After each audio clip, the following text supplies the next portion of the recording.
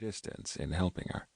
Ironic that the system meant to save her was probably going to expose her instead. Her mind whirled with odd tidbits of information that she knew couldn't be random.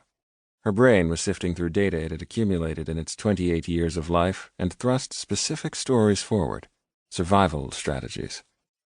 The loudest message came from a book she had read about Nazi Germany.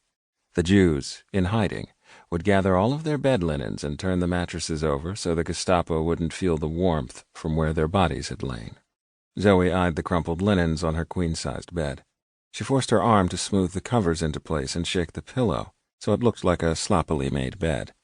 She snagged her phone from the nightstand as she pulled her arm back to her side. The effort left her panting. Her unyielding lungs had lost their elasticity.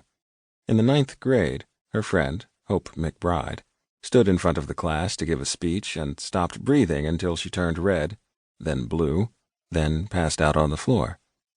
That's how Zoe had learned the phrase anxiety-induced syncope.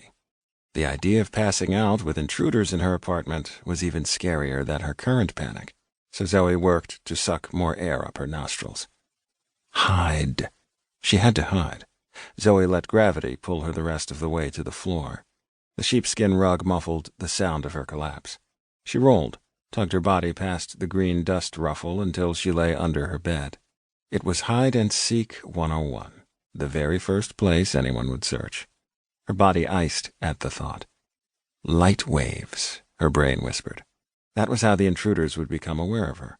Her body mass would stop the light from hitting the rear wall. Move now. The best she could do was to swivel and align her hips with the far corner of the bed, letting her legs extend out the length of the wall, her torso stretched across the headboard. She glanced down at the phone, clenched in her fingers, and drew a blank on whom she should call for help. Someone from DARPA? The Pentagon? Zoe was learning to hate adrenaline.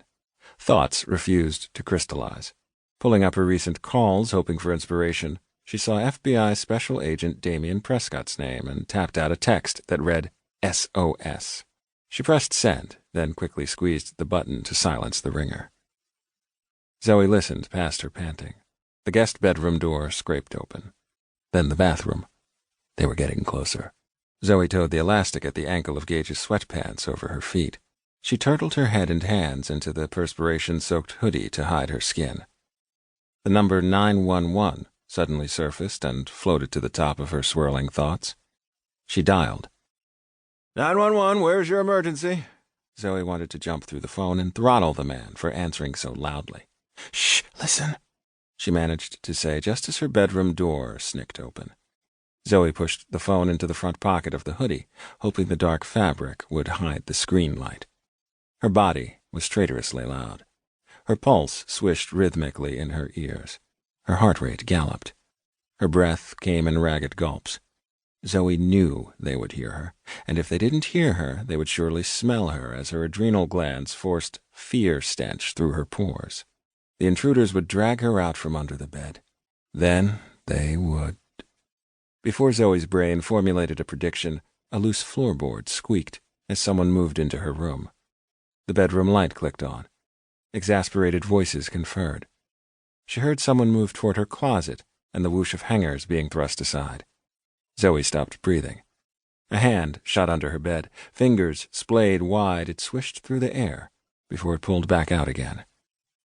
As foreign words and deep male voices jumbled their syllables together, Zoe tried to pick out what language the men were speaking. There was a pause in the men's discussion. Then, in heavily accented English, "She isn't here. Her bed hasn't been slept in." He was on his cell phone. "Yes, okay. Be there in 5. The front door whined on its hinges. "Hey, Zoe, I'm here." The sexy grin in Gage's voice pried open Zoe's jaw and dragged a horrified scream up her throat. Chapter 2. Gage. Gage's reaction was instantaneous. Suddenly thrown back to his days in the Middle East when he'd be laughing in the streets with his buddies, then shot at from behind, his survival instincts didn't need priming. He was on the starting block, ready to jet into action. Gage raced down the hall. A man in tactical gear with black face paint distorting his features filled Zoe's bedroom door. A long blade glinted in his hand. Without breaking stride, Gage's heel shot out.